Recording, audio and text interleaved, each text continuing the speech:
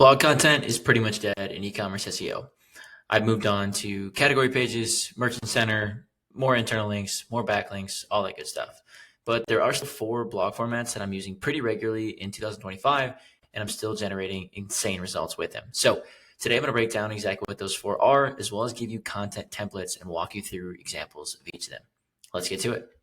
Okay, so the first one is you versus competitor, okay? And we're going to go to the left here. I don't know why I did right to left. It's just the way I did it in Miro. Ignore that, okay? Now, you versus competitor, okay? Why are we doing these? First off, these are for really high rate of citation in LLMs along with your product pages and your collection or category pages. So that's kind of option number one. Reason number two, you will capture and convert bottom funnel traffic who are searching for not only you, but also your competitor. Okay, so you get to do a bit of selling here and you can actually drive revenue through these blog formats, which you typically you definitely will not drive revenue through top of funnel. So this bottom of funnel stuff works exceptionally well. Okay. Third benefit, you can also siphon off or piggyback off your competitor's branded traffic. Okay. So if you are a brand kind of getting started in SEO, whatever, and you've got a competitor that has 10 times the branded search volume that you do, you can create an article that's you versus competitor. You could break down each of these points. Very good chance you probably exist on page 1 for probably not the brand name, your competitor's brand name itself, but probably for some other versions of it. So you can actually steal some of their branded traffic that they're working so hard to get on organic and paid social, and you can convert it into users, not only users, but also customers of yours. So it works out well for that. Now, format's pretty straightforward here. This is a template you can just steal, okay? H1 will be you versus your competitor. Which one should you choose? Straightforward. Intro, H2 will be competitor versus your product. So you just flip those two around, competitor and you. You notice this one was this way. Let me ungroup this. You'll notice this one is you versus this, and this one is competitor versus you. Okay, so flip it around. Quickly introduce the two products, summarize key differences, very straightforward. Get your money link in this H2 or even higher up in the introduction, but honestly, this H2 section is fine. You notice I just kind of copied this over from this format, which I used in my internal linking videos before. I'm going to talk about internal linking here, but this is just the format I was kind of stealing from here, okay? Now, H2, the second H2 here will be your product overview, just literally your product, brand name, product name overview. Feature 1, description about it. Feature 2, description about it. Feature 3, so on and so forth, and descriptions about those, okay? Now, cons of your product may seem weird to put in there. Again, you're not selling to everyone, okay? You need to be specific about who you're not selling to, okay? If you have a supplement that is designed for athletes, you want to make sure people who aren't athletes aren't buying your product because they're going to leave negative reviews, just like the product. They're never going to come back, okay? And maybe worse, it turns into a reputation management nightmare for you, and you obviously don't want that. So be very clear about who your product is and isn't for. You can't sell to everyone. You should know that if you're in e-commerce, just sell specifically to one ICP, okay? Next up here, H2, competitor product overview. So your competitor's brand name, their product name, overview, okay? You could also broadly do this just like competitor. If you have one product, you don't need to write your brand name and your product name. You can just say brand A versus brand B, right? You can do that. Obviously, use your discretion on these. Again, same thing. You just repeat that same process. Their feature 1, their feature 2, their feature 3, and so on. And then cons of their product, who their product isn't for. This particular section is where you should do kind of some selling if it works for you. If their product isn't meant for your particular ICP, you should call that out and make mention of it. And then last up here, competitor or product should you choose? Kind of just a regurgitation of the H1 here, but really just a summary of the whole article. Okay, pretty straightforward, nothing overly special. I would take all 10 of these articles. I would take 10 competitors or more, create one for every single one of your 10 competitors. Congratulations, you now have 10 bottom of funnel articles. I guarantee you 25% of them or more will probably drive some amount of revenue, and probably all 100% of them will drive some kind of traffic to the site. Okay, that's template number 1. Okay, you versus competitor. Now, template number 2 here, competitor alternatives. So H1, let me ungroup this again. Competitor alternatives. So you'll just take let's say you did competitor ABC in this one. Okay, so you've got you versus competitor ABC. Now take competitor ABC again, throw it into this style, which is competitor ABC alternatives, okay? H1 will be exactly that, same competitor name as you covered here. Intro, again, basic stuff, and H2 will be best competitor ABC alternatives. quickly introduce that there are actually, in fact, other alternatives to that competitor, including ones with better pricing, materials, reviews, whatever, right? Like hit like the high level notes of that. Okay. Also just introduce like the category, whatever you're in, supplements, fashion, whatever, kind of as like a broad note there. Okay. Again, main money link should be in this H2. I probably wouldn't put it in the introduction here. Next up, H3, number 1 will be your brand. Go figure, right? You're trying to sell. You don't want to bury yourself in the middle. Yes, it's biased. That's the whole point. Okay. You get to influence decision. You should be as biased as you can. Okay. So describe your brand as an alternative and what you offer differently that the competitor does not. H3 number 2 will just be competitor number 2. H number 3 will be competitor number 3, so on and so forth. Okay. Now the good news is internal links between these will be a breeze. Okay.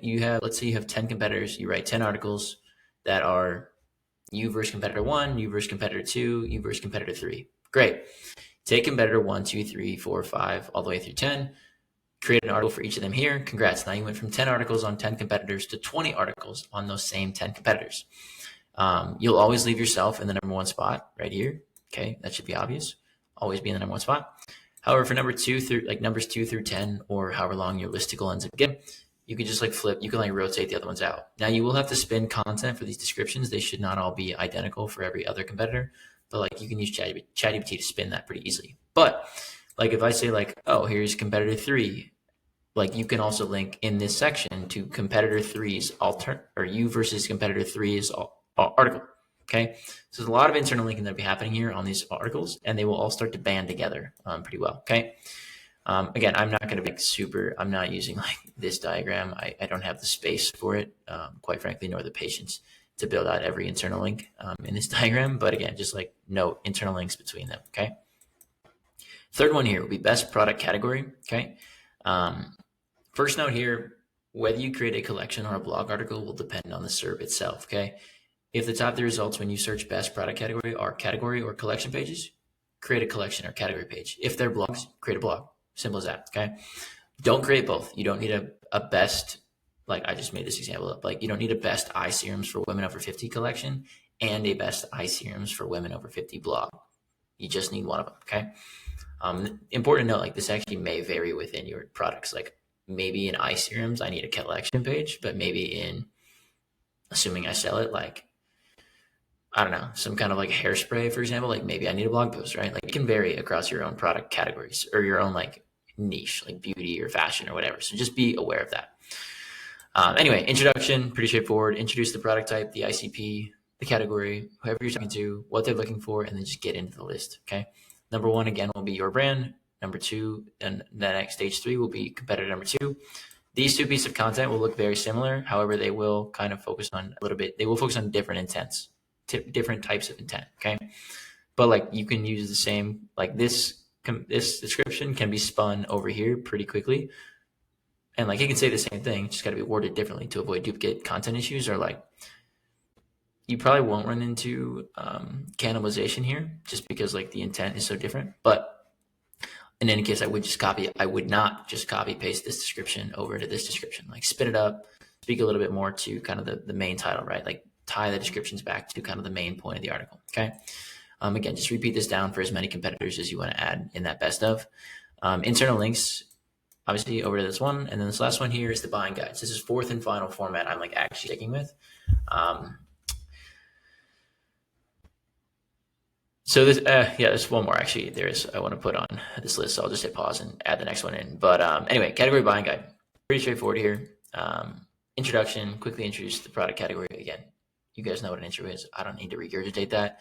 Money link here. What are product category? Probably the most basic and overused H2 in all of SEO. It used to work. I honestly couldn't think of a better format. I couldn't think of a better H2 for an article like buying guide. But feel free to switch it out if you want to do like, I don't know, ultimate buying guide for product type. Like you can do that too. I'll leave it up to you. I'm just kind of trying to provide the framework that you can work off of. Okay.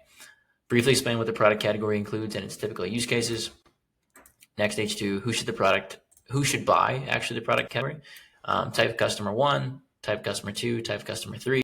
Okay.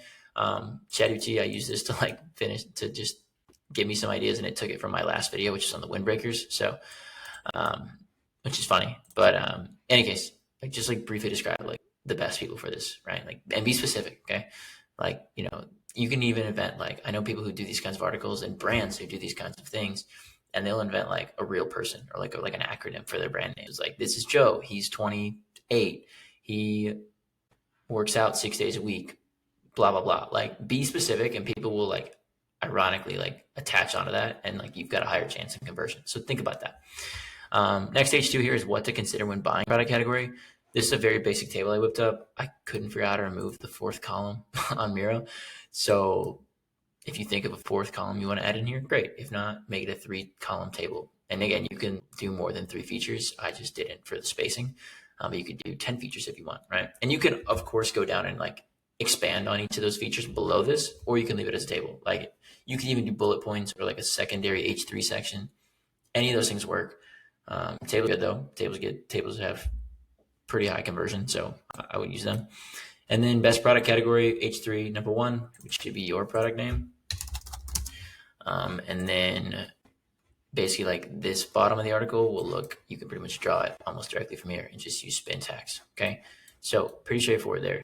The other one, I'm not going to make the diagram because it's so damn easy, but it's just like the 5th one is like product category FAQs. Just like list your product category, like hot tubs, for example, and just list like, go to ChatGPT and just say like, give me an exhaustive list of FAQs and answer them all in one sentence, and just have like a 100 FAQ list of a blog article. Can, no joke, have like 100 FAQs. You're probably going to win feature snippets. You're probably going to win some AI visibility, all that good stuff, but it's like super easy to spin up. It takes no time, and it presents an obnoxious amount of internal link opportunities. So I would definitely get on that. And those are like kind of the 5 ones I'm doing lately. The FAQs I do the least of for sure, but all these other 4 types we're doing regularly for clients and having a lot of success. One thing I will say is on the best product, like these ones, actually all of them really, you should embed product CTAs like into the actual blog itself. And honestly, I would even consider getting like a special offer running for your blog, depending on what you sell. But you could do like, here's an extra 5% off if you try today, or like get a free trial or whatever it is, right? Like you can come up with a unique offer. But just something like Shop Now, probably like it will probably convert depending on the amount of volume of traffic you have. But if you can get a special offer going, it'll probably convert even higher. That'll feed into kind of a positive engagement loop within Google, and more often than not, or more likely than not, rather, your blog is going to start getting even more traffic. So offers work. Offers work in all of marketing. They also work on your blog. Okay, simple as that. See you guys in the next video.